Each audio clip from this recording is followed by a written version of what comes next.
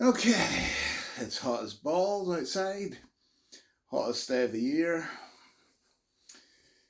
and I don't want to go out in that, because I could burn. Yeah, that's a tendency of nerds from Northern Ireland. We have a higher propensity to burn in the sun. So, TF Nation is not too long away, and I see, because if you see me looking down here, that's because I've got my tablet down here and I'm referring to the video that has, well, Tony Russell, Soundwave SG1's video, TF Nation questions. Right, so let's do this. You'll probably notice I'm not jump cutting here because I can pause this and actually go to the question, then come back to this. So get a decent video out of it, and yeah, yeah. Turn back some of the years with Just for Men, just for anybody can't comments, because it's getting there, but we shall roll on with question number one. What day are you getting there? I'm actually getting there on Thursday around about 3 o'clock ish, around that time. The time that the hotels that I suppose most of us are going to be staying in around there before the Hilton, because the Hilton, you can't get into it on a Thursday this year. Around the time that they'll let you check in, throw your stuff off, get a shower, and then do whatever we're doing that night. Because even I'm not sure. But yeah, Thursday, around about 3 o'clock ish. Hopefully. Because already the Flight B have, I think, just once so far. They've actually pushed back my flight by a couple of minutes. Not that I'm complaining though, because as long as I can get over there and get back, I'm happy. But yeah, Thursday. And no, I am not swimming there, because I have to come from Northern Ireland, like some of us coming from all over the place. But yeah, 45, and I work retail, so oh no, I'm not swimming, and I'm not swimming over there and then walking or trying to get a bus or somewhat. No, flying in, flyby, which is kind of nice, because in the intermediate time between the last TF Nation, Flyby actually went bust. Or no, they went out of business. Then they've come back. So Flyby is a tradition. So no swimming, just in case anybody asked that. And question number two. What is the big thing you want this year? Yeah, like anybody traveling by air, you have to be careful with what you get or what you bring home, because you have to remember you have a specific weight allowance. Like if you have extra baggage, or if you've just got the little your carry on and your personal item, which is, that's a way around it. You have to be careful about weight and space allowances, because the last thing you want to do is rock up to security or whatever, and they put your bag through. Maybe they weigh it, or no, they put it in one of those wee bag size things at the gate, and it doesn't fit. And you have to pay extra, or like a I don't know, some sort of fine or something. It's been 3 years since I've flown anywhere. But that was prevalent last time. I know Chris McFeely got hit with that both ways. You pay a fine, or you have to pay extra, and your bag gets stowed in the hold. But yeah, what am I looking for this year? Probably not much. I'm usually very selective about what I buy, and with prices going up and everything, yeah, that brings in the pick and choose an awful lot more. Maybe the one thing I might look for, I definitely want to get, and I'm going to try to hit up In Demand Toys to get it, is Legacy Motormaster. I haven't seen him anywhere, and I would regularly do just bounce around some of the toys shops, and like Forbidden Planet and places like that here that I would regularly go to, because sometimes you get lucky there. But yeah, Motormaster, and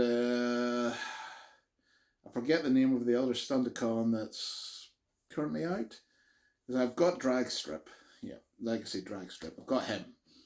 So yeah, want to get Motormaster at least. That's the thing. Motormaster. I'm going to say, like a lot of us, I grew up with the toys of the 80s, and the Stunticons. The original ones were a Christmas present. Sadly, I don't have the G1 ones anymore, and I had all the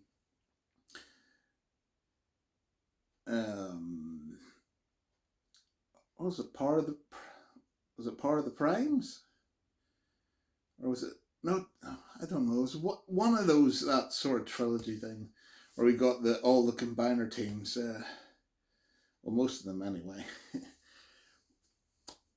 I actually had that Menasor and just sold it off, because but mainly for funds, I think, to go to another TF nation to cover the hotel costs. But yeah,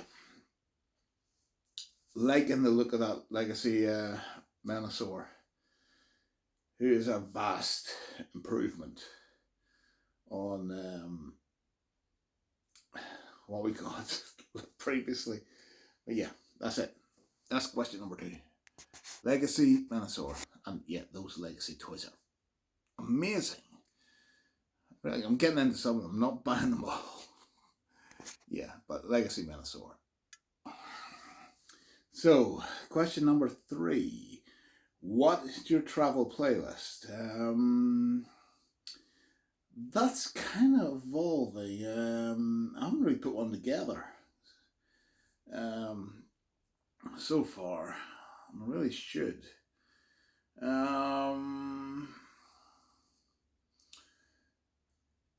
Let's see. There's 2 or 3 I've got in mind at the minute.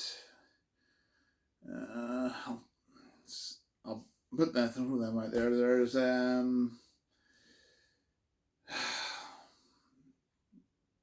Danhausen's AEW theme, Danhausen's Ass Boys TF, oh not TF, AEW.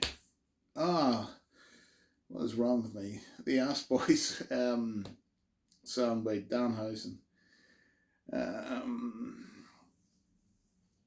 Sweet Child of Mine by AC/DC. I mean, I don't have notes or anything. I could check on my phone, but that's what's recording me right here. And the video, Tony's video is actually on here, so I'm referring to the questions in between pausing this. But yeah, Sweet Child of Mine, Immigrant Song, Thor Kills the Destroyer, and you can probably guess this. Going down. Um,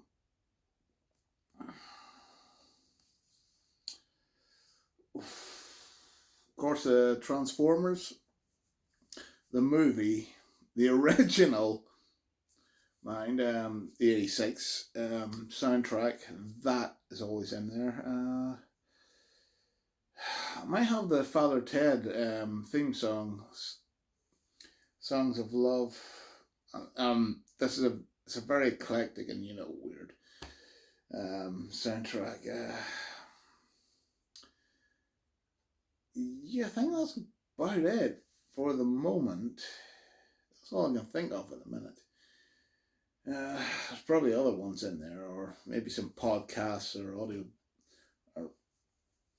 audio books. No, but if anything, it'll be a podcast on the plane because I usually want to drown out everything there. Because there's only so much you can take of, or like, oh, that sounded like a dead. That sounded like a goat in pain. Oh God. Crying kids, or people who talk about those boring ass shit. Yeah, so yeah, that's basically the songs I'll be going with, and yeah, I'm probably gonna have bring my earbuds with me, my Jabra ones, because uh, they are the most comfortable ones I've gotten so far, like Bluetooth ear. But you put those things in, turn on the music, you ain't hearing anything unless somebody's coming up and staring you in the face, and you see their lips flapping, and you'd have to take the things out to actually hear what the hell they're saying to you. So yeah, that's basically the answer for that. It's still evolving. Basically, the road trip music is still evolving. Question number 4. Commissions. There is one gentleman who many go to, and just since last year, or not last year, 2019, the last TF Nation we've had in person, that's where I got my first TF Nation commission, which was Benjamin J. Grimm, also known as the Thing of the Fantastic Four, from the immeasurable talented Nick Roche. I'm actually getting 2 this year. One's for me, and one I'm actually getting done, and I'll see how Nick does it, because it might be a little bit outside his experience thing, but it'll be something fun for him to draw, I think. Yeah. Getting 2 done. Number 1, I'm getting done as a commission piece. I'm going to put in the charity auction for the next con I'm going to later on this year in October, the UK PonyCon, which is a My Little Pony convention, and my first ever My Little Pony convention I'm going to been to. Yeah, I know, all these years. I haven't been to one yet, but this will be a first. Because I really enjoyed the online ones they've done over the course of COVID Chan's Miraculous Beer Bug. Yeah, and that's all I'm going to refer to her as, or it as, because it's done enough. But the first one will be a headshot of the John Delancey character, the most beloved villain of MLPG4. Discord, the Lord of Chaos.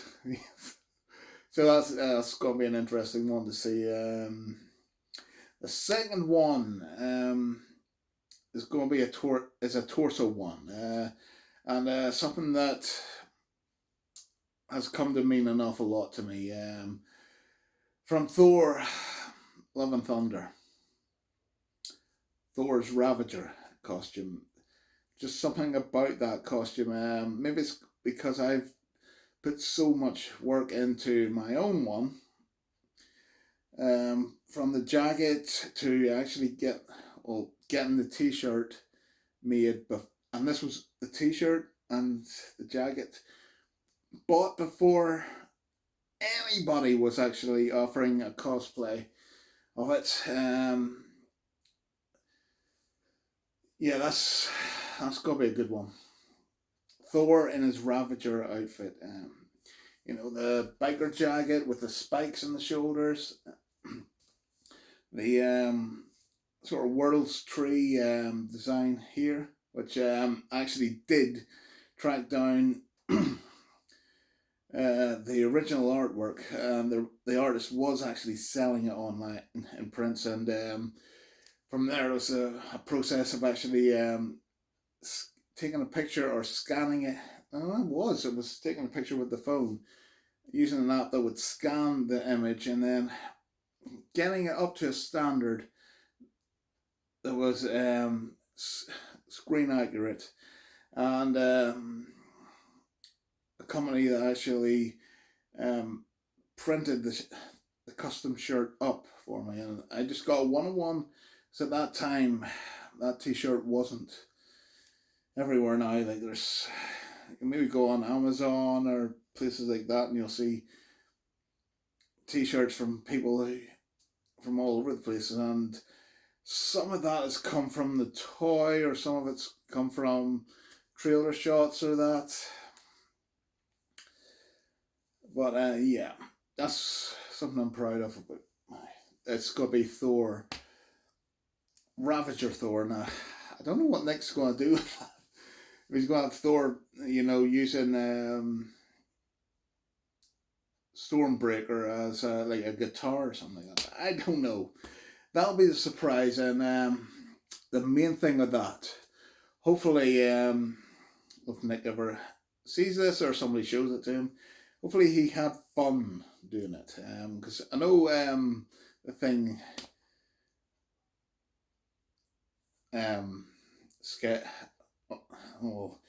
commission he did for me before last time. He really he thanked me for that and said he had fun doing it, and that's something I can do. That's why I would never ask for a Transformer commission. No, it has to be something that'll maybe give Nick or whoever it is a little bit of a challenge, but a fun challenge. So yeah, those two, Discord and the mighty Thor. Yeah. What? Oh, which I should be going about TF Nation in. Because I'm going to bring my hopefully as much of my Ravager costume as I can. That reminds me, maybe next weekend I need to get some repairs done to it. Repairs and touch-ups. And hopefully the boots arrive of this commission. So let's pause that and get to the next question. Right, question number 5. Are you getting any non-transforming toy tat, or random stuff that or other stuff that doesn't actually transform, and it's not a toy? I honestly don't know. Might have a look. We browse around some of the pound stores in Brum, downtown in Brum. And probably the best place for that would be Poundland. At least it used to be. Oh, we'll see what sort of rubbish is about. Though in the comics, in the dealer's room, Probably not. Just usually looking around. If anything usually catches my eye, I will try to get it, or I'll maybe, at the same time, if Nicole isn't there, it'll be a matter of just getting a couple of items and send over a care package. But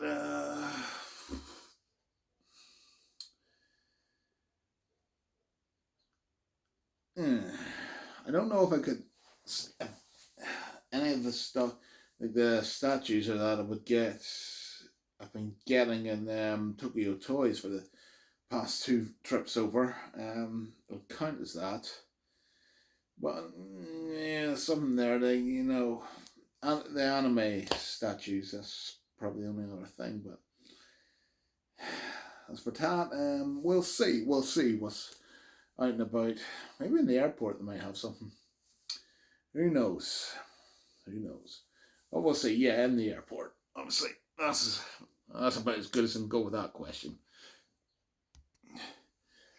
Oh, and just on pausing this, seen Tony mentioning Star Wars and oranges. That wasn't too long ago. Actually, I think that was if I remember right from Rebel Force Radio, it was oranges in a wooden crate that had Mandalorian branding all printed all around the sort of wooden crate. So you're basically getting a good storage crate for stuff of the Mandalorian with a lot of oranges. Now, I never made it over here, but I actually would have liked something like that. I've got way too much tat down there. I need to clear out. But yeah, that was the whole orange thing. Tony, if you're watching this, or you've made it through this far. Oh, Jesus. Oh, yeah, elbows and metal do not mix. But anyway, question number 6, autographs. Always. Mainly I'll get 8x10s for my own collection, because that's something I really should, even if I've met the guest before, get an 8x10 and put it in with a collection of people I've met. Some of them are friends and that, and they're just personal messages on most of mine. But yeah, some of the guests there that have a connection with My Little Pony Friendship is Magic, or G4. Obviously, because of the con I'm going to in October, I'm probably going to try to get some autograph stuff for their charity auction, or the charity, the money raising endeavours they do for charity at it. Yeah, that's bit. I'll be doing that as well, but not at the same time I'll be getting stuff for myself. I'd go back again, and just explain why or what I'm doing with this, and but I know autographs. Oh yes, I've got there's a T-shirt that Amy Keaton Rogers was had for the most notorious My Little Pony convention, Las Pegasus Unicon. That's the con that went bust, that the owners ran away with all the money and left basically everybody, from guests to attendees to vendors, and everybody high and dry in the middle of the con. Yeah, they almost Amy Keaton Rogers, who is or was one of the writers on My Little Pony, actually grabbed all the t-shirts and prevented anything from happening to them. And a message was sent out for anybody who had bought one to get in contact with her. And she actually, and that's where my last Pegasus Unicorn shirt came from. And conventions I've been going to, or there's been a guest who's been connected to My Little Pony. I've actually got them to add their names to the shirt. Who's been added to it so far? Richard Newman and this is where getting old doesn't help, because I actually had a brain fart. I've forgotten the name, but I was but what was it? He was with Vegeta in the Ocean Dump. One of the,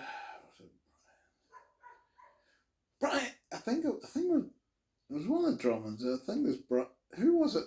I forget who it was who was here. But yeah, there's two cast members and Amy Keaton-Rogers on the shirt so far. So I'm definitely going to be adding to the names that currently illustrate that shirt. Right.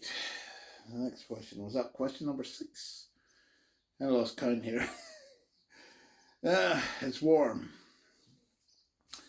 And I'm sweating like a pig. But yeah, what is your drink of choice? I'd say mainly water. That was a boring question, or a boring answer to that question. But yeah, mainly water. Because it gets incessantly hot inside the hotel. And well, if it's weather like it is out there today, it's going to be boiling. It's going to be like being in an oven. They do not have the air, if there's no aircon. Good God, that'll be unbearable. There's no aircon. And the inevitable walls of eternal stench. But yeah, mainly water. Don't really drink myself, except on maybe very, very, very rare occasions. But other than water, it'll probably be tea or orange juice or something like that. Just, yeah, go try my best not to drink things like Coke and that. I mean, what you have been doing for us. Yeah, but pandemic and that's more for health reasons, like getting yourself in shape. And the gradual loss of weight loss, which seems to be going well. So yeah, just water and tea and maybe fruit juices. Oh, water is always free in the Hilton, and you can either get a pint of water from the bar if it's not busy, or they have they did have sort of water stations, things of water all around the place, all over the place, where you could actually fill up, if you've got a bottle with you, reusable bottle. You could fill up your bottle with nice cool water, and keep yourself hydrated. That's the main thing to do. Keep yourself hydrated. Oh, and I just actually thought about this. To save on the weight of stuff that you're going to be hauling to TF Nation in your luggage, and the hassle maybe trying to fit it into a bus's luggage compartment or whatever, or in some cases you maybe have to carry it on your knees or stick it in front of you in the seat, and you severely restrict your leg room. if you're there on Thursday night, on Thursday, I was thinking we could maybe there's an Asda not too far away from the the health, the NEC complex, the airport and all that. And yeah, we just get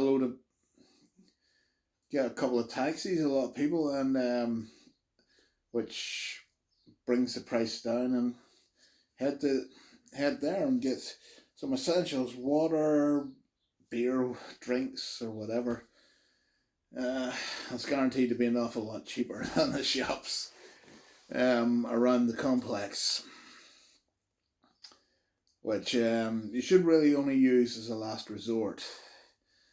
If you want some snacks and you don't want to go into Brom, or you don't want to get a taxi somewhere, and head up into the NEC and we Spar or whatever shops about there and just get some emergency snacks.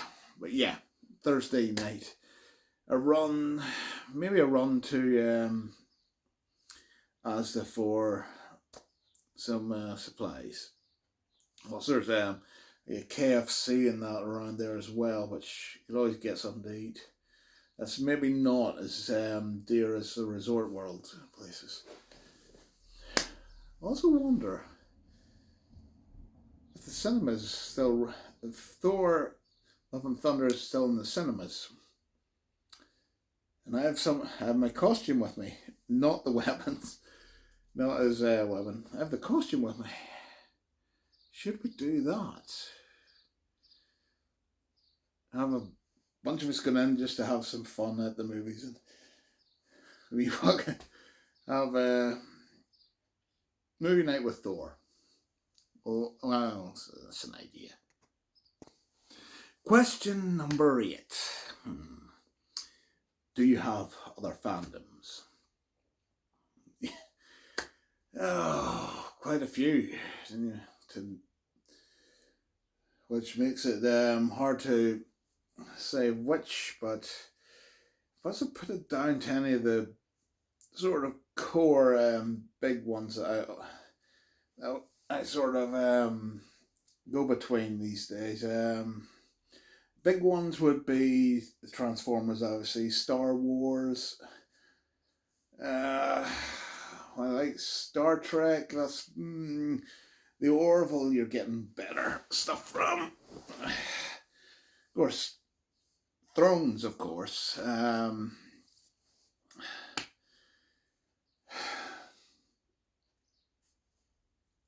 Plus, there's plenty of stuff in Northern Ireland where they shot it. The studio tour is open now, and the studio tour, which seriously, if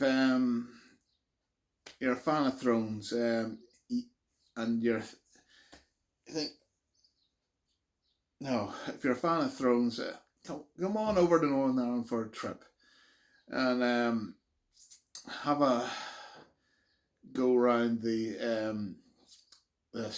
Lennon Mill studio tour. That is one of the most fantastic tours I've been around, and you get every costume is screen used, like screen used stuff. There's the props there, the fucking dragon skulls.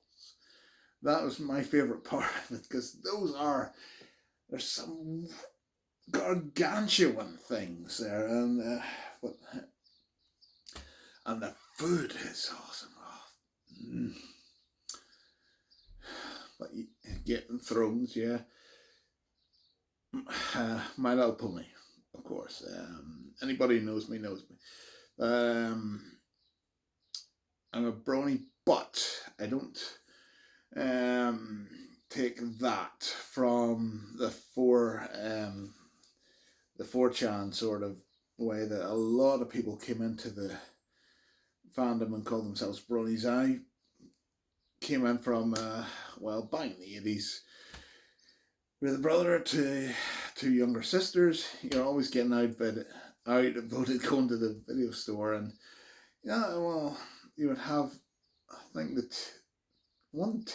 two tapes they had in there, My Little Pony were My Little Pony the movie, and the tape that had the original OVAs, including the very first one, Rescue from Midnight Castle, which is extremely dark.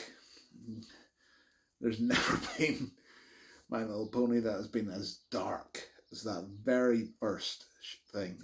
So yeah, that came up from all of it, and getting into G4, I was seeing the intro, then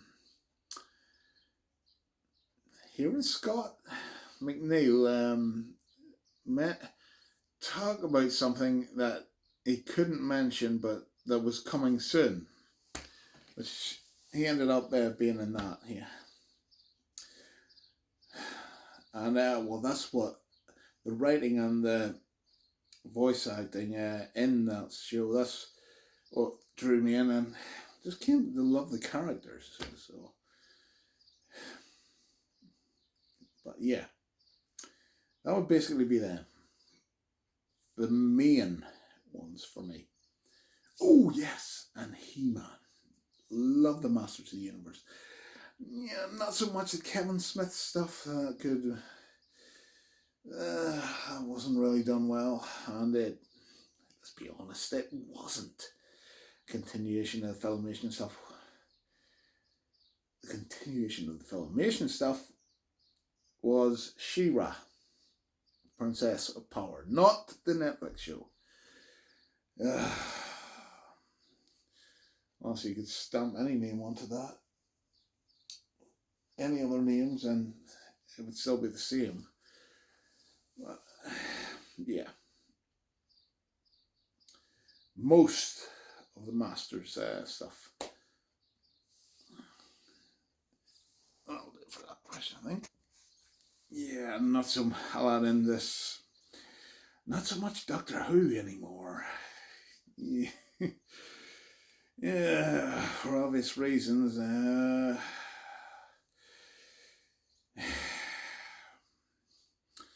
Let's just say Chibber's fan fiction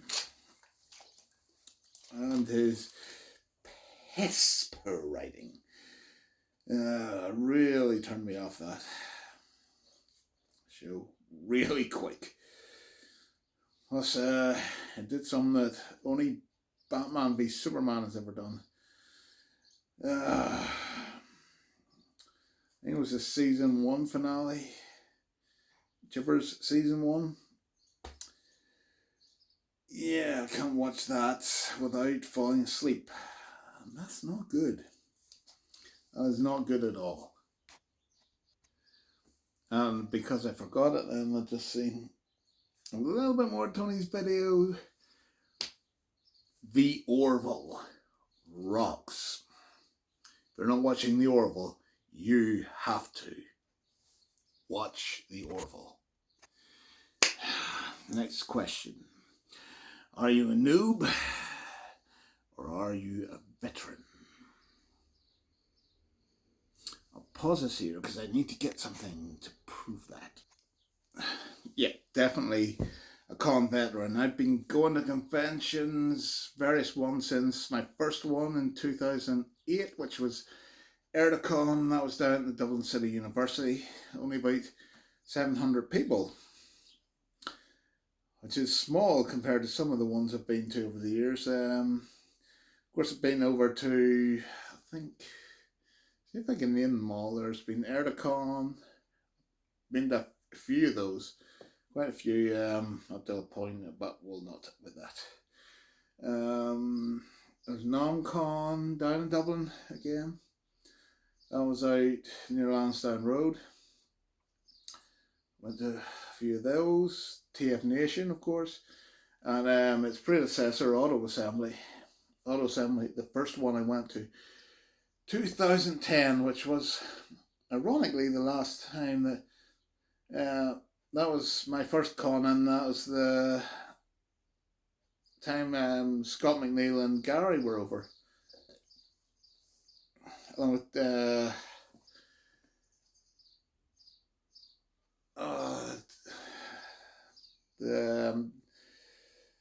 Deeply missed Derek J. Wyatt. He was an awesome person, and I wish he was still with us and was over again. So some of you new guys could actually meet him. Um, yeah, those two conventions, the London Film and Comic Con one year, and I think that's the year. Well, it was still out at Earl's Court. Well, that was still standing, and yeah, my good friend, who among some of the guests over the years, I've struck up friendships with Vic Mignogna.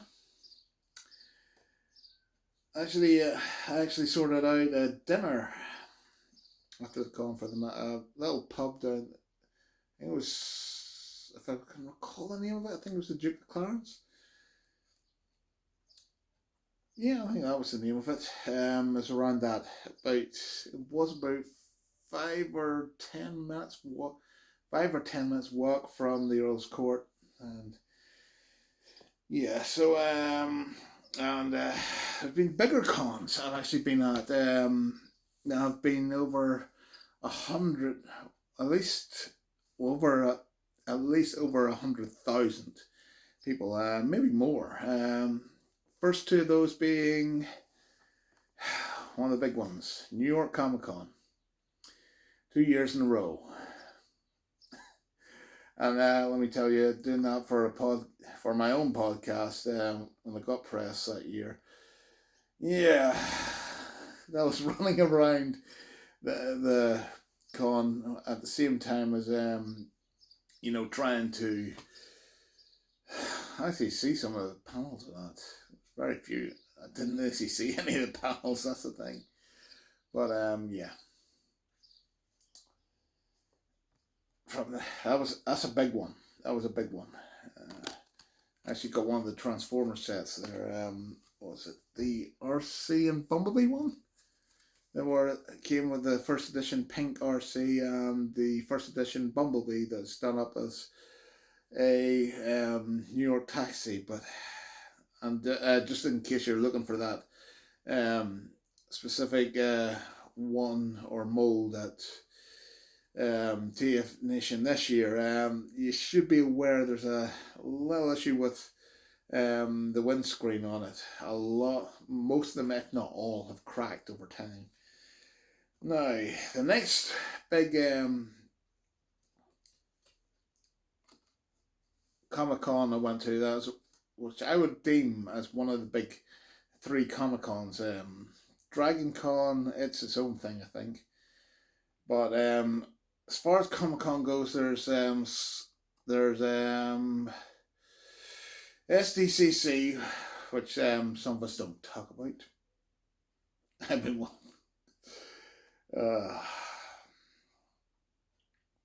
There's New York Comic Con, and then there's this Salt Lake Comic Con. Now these are from going over to see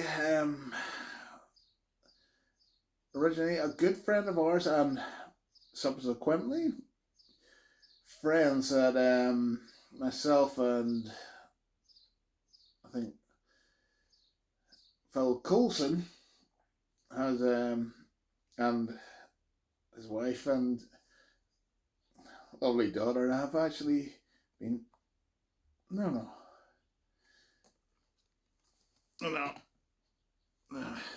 I've actually been to with the friends we've met over there.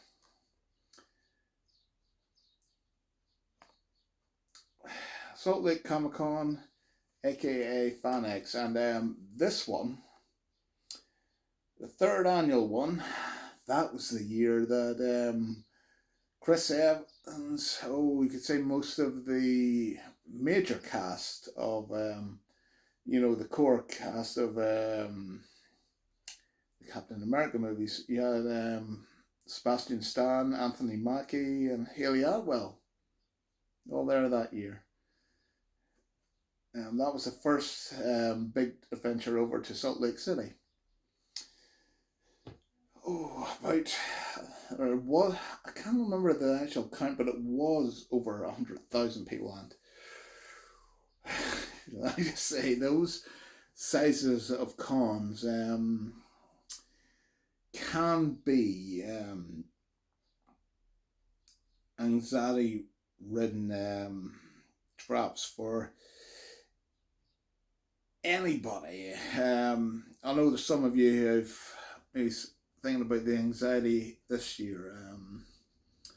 I don't know if you're having anxiety about I know especially there might be extra around the dealer's room and all. You'll be all right. Just compared TF Nation compared to some of the things that sort of dealers areas I've seen over the years. Ooh, those are huge crowds of people, and yeah, having your feet run over constantly every so often by wheelchairs and or hit by crutches or whatever. That's not fun. Jesus Christ, I'm waffling. This is about 46 minutes long. But I'll add this bit. Generally, if you're anxious at all during the con, you see myself like one of the big, was it 6'3.5"? So a big guy. I'd happily lead you about if you're looking for something or you want to go up to see a guest and you're worried about crowd getting your way. You can use me as a blocker if you want. If I'm not busy at the time though, because like if you see me up there at guest table, I'm sorting something out for something for another con. Like specifically this time it'll be UK PonyCon. Panels. What ones am I looking forward to? I'm not so much into the comics ones, but I absolutely love the voice actors or anybody sort of related to the shows, which you usually get stories from behind the curtain that you're not usually gonna hear. Like, there's usually some funny stories and moments in there as well. But I think one of the bigger ones I'm looking forward to this year is the Rescue Bots panel, Family of Heroes. Really, really looking forward to that one, because I know when the question was put out on Twitter, what panels are you looking forward to this year? I said, well, if there's a potential Rescue Bots one, I'm in. Yeah, the Rescue Bots. Which if you haven't watched it, yeah, I know it's a show for younger kids, but it is entertaining. And that's all you need in a show. It is entertaining. So, that'll do it. And dear God, this has run longer than I wanted it to. So, if you've watched to the very end of this, give yourself a big thumbs up because you're worth it. Closing things I could say. We're not that far away from TF Nation now. The main important things I could say is treat everybody like you would want to be treated yourself, and most importantly, have fun.